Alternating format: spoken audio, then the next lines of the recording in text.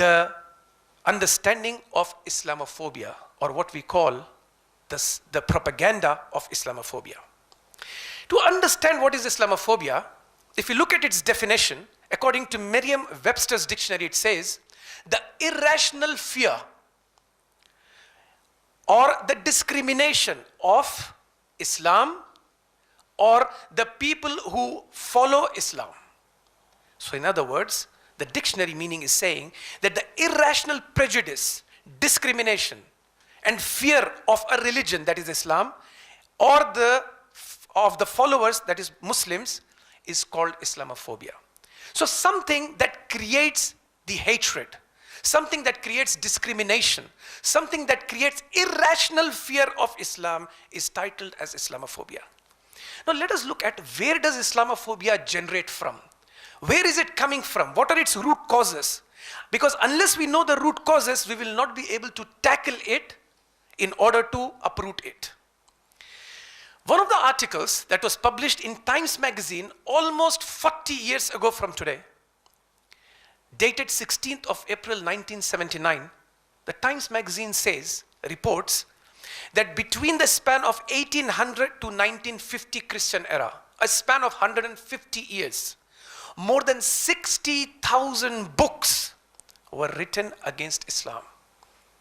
And if you do your maths, you will see that it is more than a book a day, constantly, regularly, over a period of 150 years.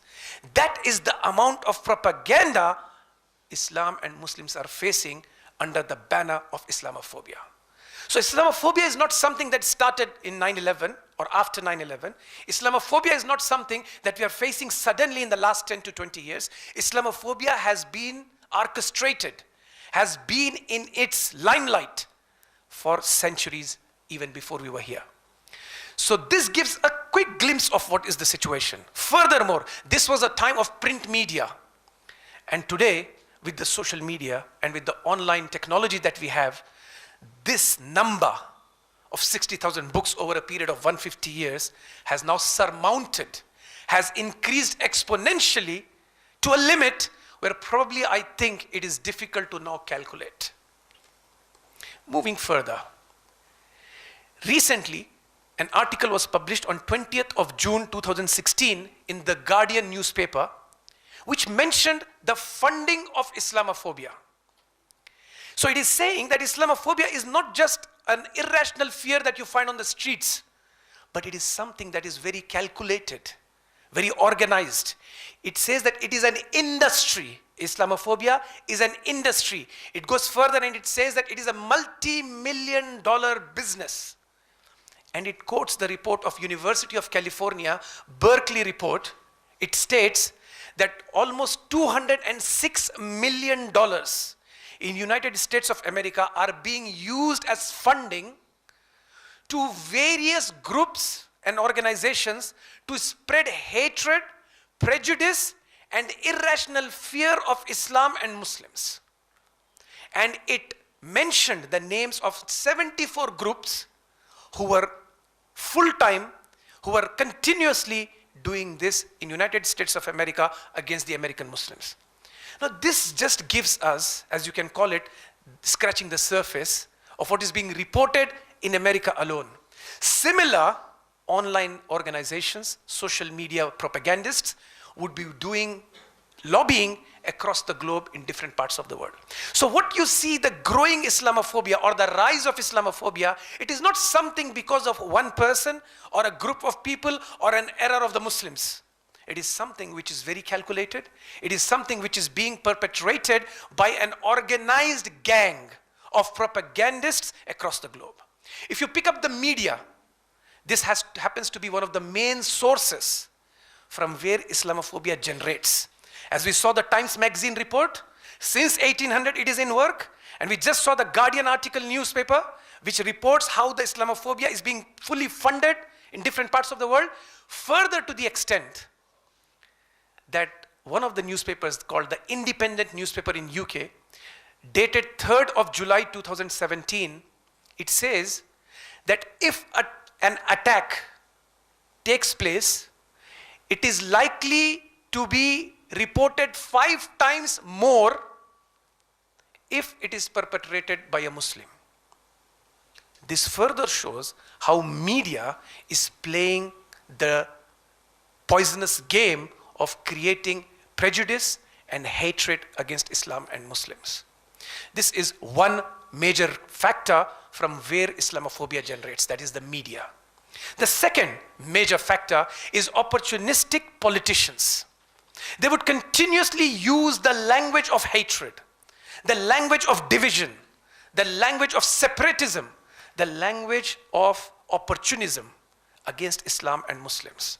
If you pick up the last 10, 15, 20 years, if a politician wants to be successful, whether you pick up the Western world or the Asian world, the best and the easiest way is to criticize Islam and Muslims. They would immediately win the elections. You know, on a light note, we Muslims, when we sit down between ourselves and we discuss, we say, if you want to be successful, go against Muslims, speak against Muslims. In other words, subhanallah, we Muslims are not just a light, a blessing to the people around us by providing them the help and support, by following the teachings of Quran, but even the enemies of Islam, they are being successful by taking the name of Islam. That's the easiest way for them to become successful, to become leaders of the countries by simply criticizing Islam and Muslims. So this is another aspect. Now, what are the horrors of Islamophobia? So this we just discussed, how Islamophobia is being nurtured, is being spread across the globe through the platform of media and through the platform of politicians. Now, what is the consequence of this spread of Islamophobia? See, Islamophobia begins very simple. It starts with abuse. You have a workmate, you have a classmate, you have a neighbor, they would abuse you because you are Muslim. The next stage comes that they now move further, they become more bolder, and now they start to assault you, push you, hold your beard or your scarf or your hijab or criticize that. So from abuse, it goes to assault. It goes to next stage, discrimination. You don't get the house. You don't get the job. You don't get the visa. You can't travel. Things like that start to now appear because of discrimination based on your religion, Islamophobia. Goes further. Now it takes the face of hurting and harming the Muslims. If we relate this to the seerah of the Prophet sallallahu alaihi wasallam, the Prophet sallallahu alaihi wasallam as well faced exactly the similar format of Islamophobia. What was happening in the early days of the propagation of Islam at the time of the Prophet? Initially, the Arabs, the Quraysh, the Makkans, they loved the Prophet sallallahu alaihi wasallam. They loved the Prophet sallallahu alaihi wasallam. They appreciated the Prophet sallallahu alaihi wasallam to the extent that they would call him Amin and Siddiq and Sadiq. And they would put their belongings as amana to the Prophet sallallahu alaihi wasallam. But then we see that slowly it started with abuse, to discrimination, to assaults, to now violence and murder. This is what we see even in our times. If you happen to remember the horror that recently happened, that shook probably the entire world. The only thing I could remember is 9/11, that was the biggest terror attack. And the next one that really shook the minds and the hearts of one and all, not just Muslims, was the Christchurch terror attack at 2 mosques in the country of New Zealand earlier this year in the month of March. A hateful, anti-Muslim, Islamophobe extremist who was radicalized, took up arms, entered a peaceful place like a mosque and started shooting the worshippers. And almost 50 people in their worshipping position were gunned down by a hateful person. This is simply one example of what Islamophobia could generate. I said that one person was a terrorist, was rightly called by the media and the police as terrorist. But that person is simply a foot soldier. He is not the source of Islamophobia. Everyone who contributed to the radicalization, to the motivation, to the inspiration of that terrorist are equally responsible of the murder of 50 innocent worshippers in that mosque. No, that is one incident. He displayed it live. He displayed it live. That is what was shocking for the rest of the world. Similar attacks have happened across the globe. What has gone further from there is, in the last 20 years, if we look at different parts of the world, Islamophobia has killed hundreds to thousands to millions. If you pick up, for example, Burma, you pick up what's happening in Syria, you pick up what happened in Afghanistan, in Iraq, in Chechnya, in Bosnia, in Central African Republic, in different parts of the world, Muslims have been massacred. One report goes to the extent of saying in the last 2 decades, that is almost 18 to 20 years, it says that 4 million Muslims have been massacred to death in their own homes across the globe. They did not go out to fight anybody. They were not political people. They did not go into a rally. They did not go out to fight or create a revolution. They were in their own homes, in their own home countries. And they were attacked and killed and murdered in their own places. Some of the attacks that took place across the globe, to give you an idea of the severity of what Islamophobia generates, is the invasion of Iraq. It was done in the name of weapons of mass destruction. Later, it has been announced by the respective governments, including Tony Blair, the then Prime Minister of United Kingdom. He said in his public confession, along with the Chilcot report that was released in United Kingdom, he said, we are responsible after the false narrative invasion of Iraq for the formation of terror groups like ISIS. And more than 1 million people are dead in Iraq since the false invasion committed by the global powers of the world. Similarly, where I come from, Australia, my own Prime Minister of that time, John Howard, publicly attested and he said, we are embarrassed to know that we were falsely led for the Iraq invasion. Before that, we know the war in Afghanistan. Here is an article published in Indian Express, dated 10th of December 2019, just earlier this week. It mentions that United States public was misled to believe Afghan war was winnable.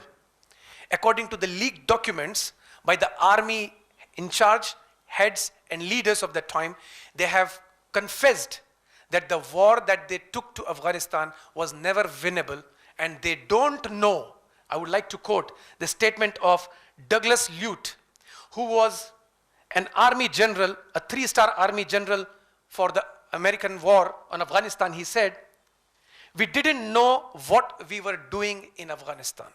We didn't know who our enemy was in Afghanistan. And Donald Rumsfeld, who was the in charge of the war at that time, he said, I have no visibility into who the bad guys are. They don't know who they are fighting. They don't know who they are killing. Almost 500,000 people in Afghanistan have been put to death through this false narrative war. Now, I do not have the time, nor do I have, to let all of you know all the massacres that are happening across the globe. This is just to give you an idea of what Islamophobia is creating across the globe. While we live in the Western world, from the newspapers from United States to Australia, they continuously mention, for example, the Islamophobia that is happening in China. The Islamophobia, they also mention that some of the Islamophobic incidents have taken place even here in India, for example, through the mob lynching and other similar incidents. It mentions that this is the result of Islamophobia growing in different parts of the world.